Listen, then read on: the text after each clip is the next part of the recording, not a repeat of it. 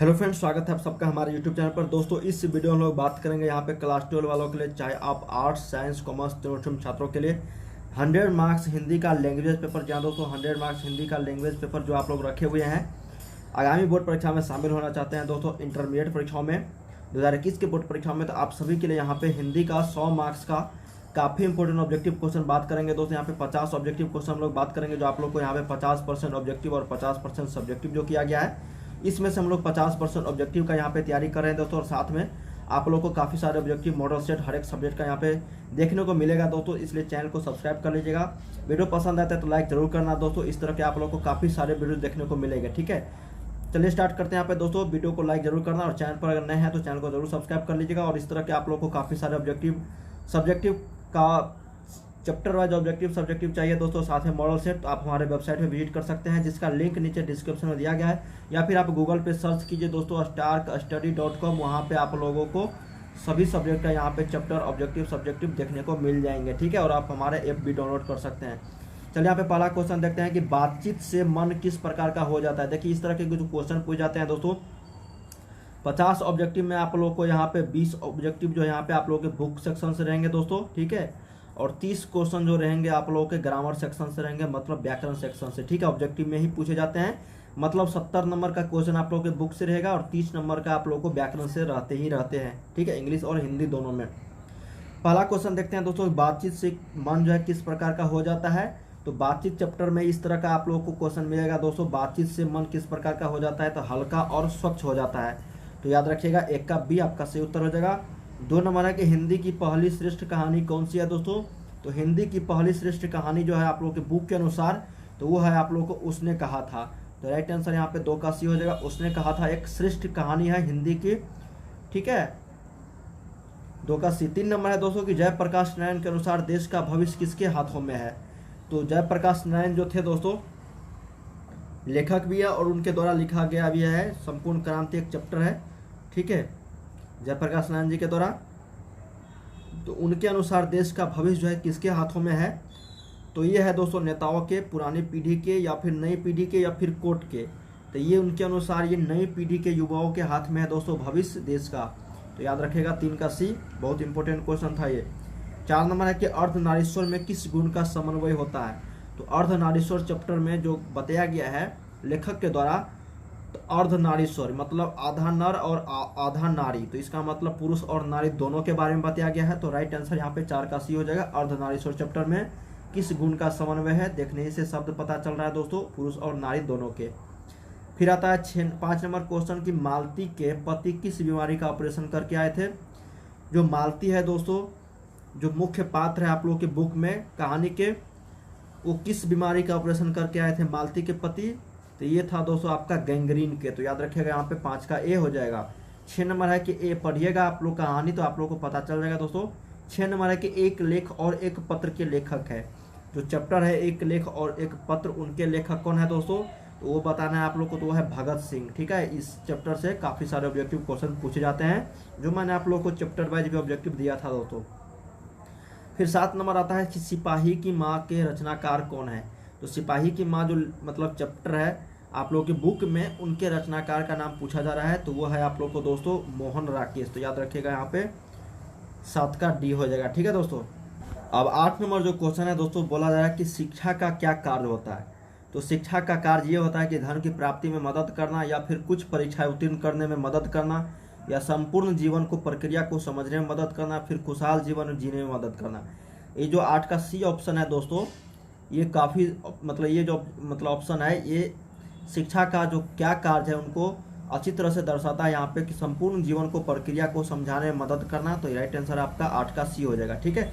अब 9 number question देखते हैं दोस्तों। यहाँ पे बोला जा रहा है कि उदय प्रकाश ने किस पत्रिका के संपादन विभागों में काम किया है।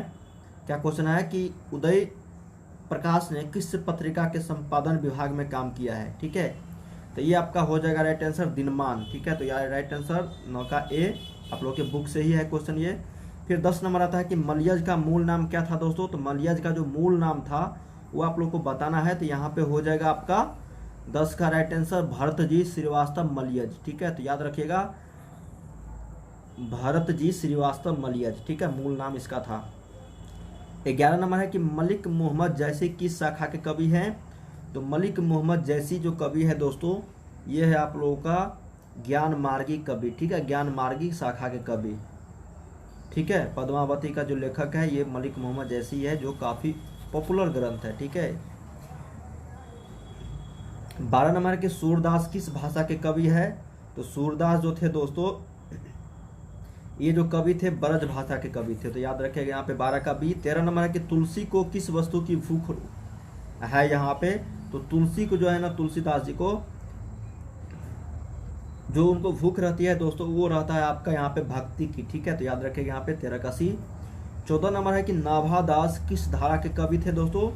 तो नाभादास जो थे वो आपका निर्गुण धारा, सगुण धारा या फिर सगुण उपासक राम भक्त धारा या फिर इनमें से कोई नहीं। तो ये था दोस्तों सगुण उपासक राम भक्त धारा, ठीक है। तो याद रखिएगा नाभादास जो है वो किस धारा के कवि थे। तो राम भक्त थे, मतलब उस तरह से बोल सकते हो आप लोग। 15 नंबर है कि भूषण जी ने यहाँ पे मुख्यतः किस भाषा में रचना की है, ठीक है। भूषण जो लेखक है दोस्तों आप लोगों के बालकृष्ण यहाँ पे भट्ट जो है यहाँ पे, और यहाँ पे बात करा जा रहा है कि भूषण जी के द्वारा, ठीक है। तो दोस्तों यहाँ पे बालकृष्ण भट्ट अलग है, ये भूषण जो है यहाँ पे कवित्व जो चैप्टर है उनके द्वारा लिखा गया है। भूषण ने मुख्यतः किस भाषा में रचना की है। तो वो जो रचना किया थे दोस्तों ब्रज भाषा में ही उन्होंने भी रचना किया था, तो याद रखिएगा 15 का सी। 16 नंबर है कि सुभद्रा कुमारी चौहान की लिखी कविता कौन सी है। तो ये है पुत्र वियोग, तो याद रखिएगा यहाँ पे 16 का बी सही उत्तर है। 17 नंबर है दोस्तों आप लोगों को कि शमशेर बहादुर सिंह की कविता है। तो शमशेर बहादुर सिंह जो लेखक है उनके द्वारा जो लिखा गया है कविता है वो आप लोग को बताना है दोस्तों। तो वो है आप लोग को यहाँ पे उषा जो चैप्टर है, ठीक है दोस्तों, वो शमशेर बहादुर सिंह के द्वारा ही लिखा गया है उषा चैप्टर, तो याद रखिएगा 17 का सी। 18 है कि अधिनायक किस कवि की रचना है। तो अधिनायक जो चैप्टर है वो किस कवि के द्वारा लिखा गया है। तो उस कवि का नाम है रघुवीर सहाय, तो याद रखिएगा 18 का ए। बहुत इंपॉर्टेंट क्वेश्चन है ये सब दोस्तों, ठीक है, और मॉडल सेट का क्वेश्चन है। फिर आता है 19 नंबर की आज जनता किससे आतंकित है। क्या क्वेश्चन है कि आज जनता जो है वो किससे आतंकित है दोस्तों। तो ये आप लोग को बताना है, तो सही उत्तर यहाँ पे 19 का सी हो जाएगा, पूंजीवादी व्यवस्था से, तो याद रखिएगा 19 का सी। 20 नंबर है कि उत्सव कौन मना रहे हैं। तो उत्सव जो मना रहे थे दोस्तों वो था आपका आम जनता या फिर शासक वर्ग या फिर विपक्षी दल। तो ये शासक वर्ग जो है उत्सव मना रहे थे। आप लोगों के बुक से ये क्वेश्चन उठाया गया है, ठीक है।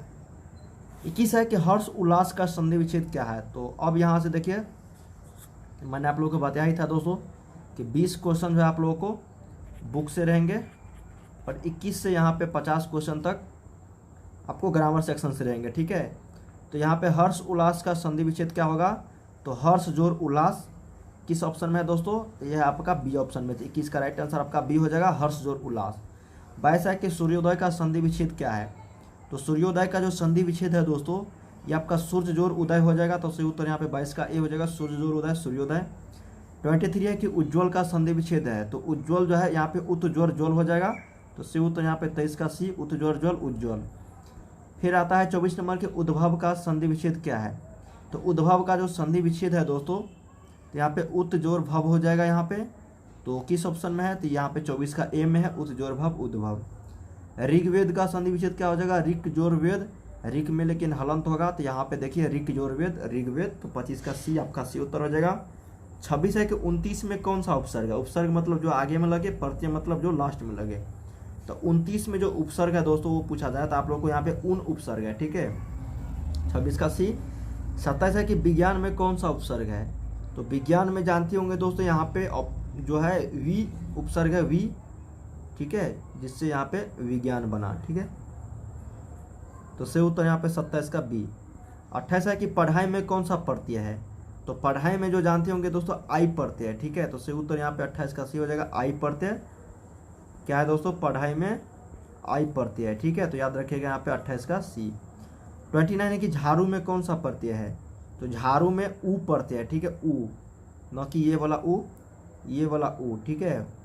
तो राइट आंसर यहाँ पे 29 का सी। 30 नंबर है दोस्तों कि कंकर शब्द का लिंग निर्णय करें। तो कंकर शब्द का जो लिंग निर्णय हो जाएगा दोस्तों वो स्त्रीलिंग है या फिर पुल्लिंग है या फिर उभयलिंग है। तो ये है दोस्तों एक तरह से पुल्लिंग कंकर, ठीक है, तो याद रखिएगा यहाँ पे 30 का बी। 31 है कि अखबार शब्द का लिंग निर्णय। तो अखबार यहाँ पे स्त्रीलिंग है या फिर पुल्लिंग है, तो ये भी है दोस्तों आपका पुल्लिंग, ठीक है, तो याद रखिएगा 31 का बी। 32 है कि प्रसार का विलोम क्या होगा, तो प्रसार मतलब होता है दोस्तों फैलना, तो इसका हो जाएगा आपको क्या, संकुचित, ठीक है, तो 32 का ये हो जाएगा संकुचित।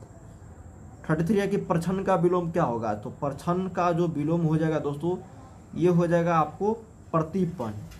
प्रछन्न का क्या हो जाएगा, प्रतिपन्न, तो सही उत्तर यहाँ पे 33 का सी।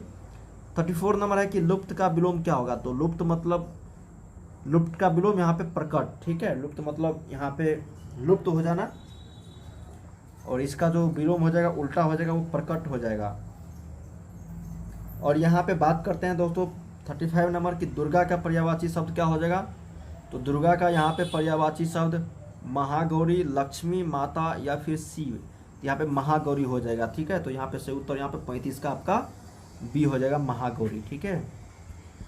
36 है कि दूध का पर्यायवाची शब्द क्या है, क्या क्वेश्चन, दूध का पर्यायवाची शब्द क्या है, तो दूध का यहाँ पे सर, क्षीर, सायक या फिर उत्स, तो ये हो जाएगा दोस्तों क्षीर आपका, ठीक है। 37 नंबर है कि जिस कन्या का विवाह होने वाला हो उसको कहते हैं सौभाग्यवती, आयुष्मती, सुहागी या फिर ललमनिया, तो उसको बोलते हैं आयुष्मती, ठीक है। और जिस लड़का का ब्याह होने लगता है बालक का, उनको हम लोग आयुष्मान बोलते हैं, ठीक है। और जिस कन्या का विवाह होने वाला होता है उनको हम लोग आयुष्मती बोलते हैं, तो सही उत्तर यहाँ पे 37 का बी। 38 है कि संध्या और रात्रि के बीच की बेला कहलाता है, तो संध्या और रात्रि के बीच के जो शाम मतलब होता है उसको हम लोग क्या बोलते हैं दोस्तों, उसको यहाँ पे 38 का सही उत्तर हो जाएगा आपका क्या चीज़ दोस्तों, इसको हम लोग गोधूली बोलते हैं, ठीक है। शाम तो हो गया शाम दोस्तों, संध्या अपराह्न, और संध्या और रात्रि के बीच के बेला को हम लोग गोधूली बोलते हैं, तो सही उत्तर यहाँ पे 38 का डी हो जाएगा। फिर 39 है दोस्तों कि दंपति का विशेषण क्या हो जाएगा, तो दंपति का जो विशेषण हो जाएगा संपत्ति, दाम्पत्य या फिर दाम्पत्य या फिर दाम्पत्यशील, विशेषण पूछा ही जाता है दोस्तों, 3 से 4 क्वेश्चन आप लोगों के एग्जाम में 12 हिंदी में 100 मार्क्स वाले में। तो दंपति का जो विशेषण हो जाएगा दोस्तों वो आप लोग को यहाँ पे बताना है, तो वो दाम्पत्य हो जाएगा, तो याद रखिएगा 39 का बी हो जाएगा। 40 है कि उद्योग का विशेषण क्या हो जाएगा, तो उद्योग का औद्योगिक हो जाता है, ठीक है, तो याद रखिएगा यहाँ पे डी। 41 है कि साहित्य का विशेषण क्या हो जाता है, तो साहित्य का साहित्यिक हो जाता है दोस्तों, तो याद रखिएगा यहाँ पे नौ की साहित्यकार मार देना, साहित्यिक होता है, 41 का बी। 42 है कि अपाद मस्तक में कौन सा समास है, तो अपाद मस्तक में जो समास है दोस्तों वो आप लोग को यहाँ पे बताना है, तो वो है अव्ययी भाव, तो राइट आंसर यहाँ पे 42 का ए हो जाएगा। 43 है दोस्तों कि पुस्तकालय में कौन सा समास है, तो पुस्तकालय में जो समास है दोस्तों वो आप लोग को बताना है, तो वो तत्पुरुष समास है, तो यहाँ पे 43 का बी हो जाएगा। 44 देखते हैं कि अष्ट धातु में कौन सा समास है, तो अष्ट धातु में जो यहाँ पे समास है दोस्तों, अष्ट यहाँ पे बोला जा रहा है, तो अष्ट धातु में जो समास है वो द्विगु समास है, तो याद रखिएगा यहाँ पे 44 का सी हो जाएगा, ठीक है। 45 है दोस्तों कि फल फूल में कौन सा समास है, फल फूल में, तो फल फूल में जो यहाँ पे समास बोला जा रहा है तो आप लोग का यहाँ पे हो जाएगा द्वंद्व समास, ठीक है, फल फूल, ठीक है, दिन रात, इस तरह से द्वंद्व समास का उदाहरण होता है माता पिता, ये फल फूल, बीच में हाइफन भी होना चाहिए। 46 है कि सपरिवार में कौन सा समास है, सपरिवार, तो सपरिवार में जो समास है दोस्तों वो आप लोग के बताना है, तो ये अव्ययी भाव समास है। फिर आता है कि दांत खट्टे करना मुहावरे का क्या अर्थ है, तो दांत खट्टे करना मुहावरे का अर्थ जो होता है दोस्तों, मतलब दांत खट्टे कर दिए उसको, तो उसका जो अर्थ हो जाता है पराजित करना, ठीक है, तो याद रखिएगा यहाँ पे 47 का सी। 48 नंबर है दोस्तों, बोला है कि छाती पर मूंग दलना मुहावरे का क्या अर्थ होता है, तो छाती पर मूंग दलना का मुहावरे का जो अर्थ होता है वो होता है कि विरोधी के सामने ही उसे दुख पहुंचाने की कार्यवाही, क्या क्वेश्चन है, छाती पर मूंग डालना, उनका अर्थ जो है मुहावरे का विरोधी के सामने ही उसे दुख पहुंचाने की कार्यवाही करना। फिर आता है 49 नंबर के 3-13 होना मुहावरे का क्या अर्थ है, तो 3-13 होना मुहावरे का जो अर्थ हो जाता है दोस्तों वो होता है आप लोग को बिखर जाना, तो सही उत्तर यहाँ पे 49 का बी हो जाएगा। 50 नंबर है कि त्राही त्राही करना मुहावरे का क्या अर्थ है, तो त्राही त्राही करना मुहावरे का जो अर्थ हो जाएगा वो हो जाएगा क्रोध करना, ठीक है, सॉरी रक्षा के लिए पुकारना, क्रोध करना नहीं होगा, त्राही त्राही करना मतलब रक्षा के लिए पुकारना, तो सही उत्तर यहाँ पे 50 का ए। हम लोग दोस्तों इसमें जो मॉडल सेट का क्वेश्चन किया है 150 ऑब्जेक्टिव, वो आप लोगों को 50% ऑब्जेक्टिव पे पैटर्न पे आधारित था, जो बिहार बोर्ड के द्वारा जारी किया गया है दोस्तों 2018 से ही। अब टोटल 60 ऑब्जेक्टिव क्वेश्चन पूछे जाते हैं, जिसमें से आप लोग को सिर्फ और सिर्फ 50 का जवाब देना रहता है, स्टार्टिंग से 50। ठीक है, स्टार्टिंग से मतलब 60 में सिर्फ और सिर्फ आप लोग को 50 ही जवाब देना है। ठीक है, तो उम्मीद करते हैं इस वीडियो के माध्यम से आप लोग को काफ़ी सारी जानकारी मिला होगा दोस्तों। इस तरह के और भी वीडियो देखना चाहते हैं तो जरूर कमेंट कीजिए, लाइक कीजिए, सब्सक्राइब कर लीजिएगा चैनल को, और हमारे वेबसाइट पर विजिट कीजिए दोस्तों, जहाँ से आप लोग को सब सब्जेक्ट का आप लोगों को मिल जाएगा प्रैक्टिस सेट करने के लिए, और हमारे मोबाइल ऐप को भी डाउनलोड कर सकते हैं। मिलते हैं नेक्स्ट वीडियो में, देखते रहिए चैनल को।